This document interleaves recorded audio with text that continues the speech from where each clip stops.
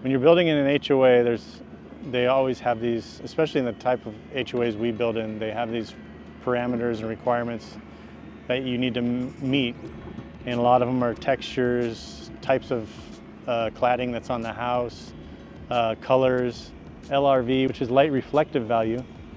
And that is the amount of light that bounces off the surface. So a lot of them are in Scottsdale here, the light value needs to be pretty low. This would be a lower light value just because it's got a lot of darks in it, kind of natural, and it kind of blends in with the surroundings. I mean, Scottsdale's got a lot of restrictions, not just the HOA, but Scottsdale even has its own restrictions. You can't have lights shining up.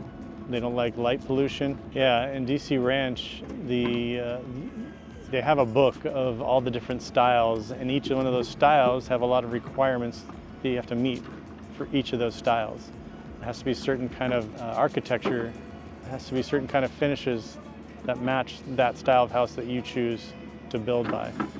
And they've got their own book with all of those styles listed, and they've got picture albums and write-ups on each kind of style and what you need to include and what has to be on the house.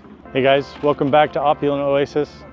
Out here, we're discussing DC Ranch's DC Cobble.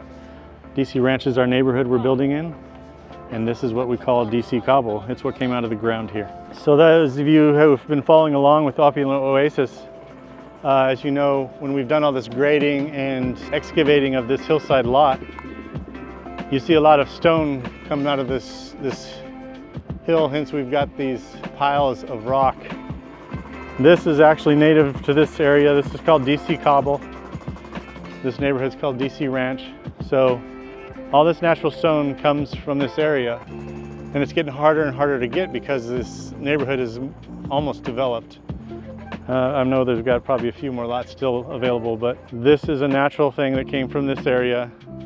A lot of the graders and dirt people will pick up this rock and processes it and take the same stone, put a flat side on it, so when you go to apply it to a wall, you've still got the outer dimension, but it's sitting flat against the wall. And they even process corners. This is real rock. This isn't just a man-made material. This is, as you can see, it's cut.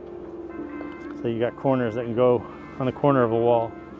You got field pieces that will fill in those other areas, mortar in between if you want, or you can dry stack it.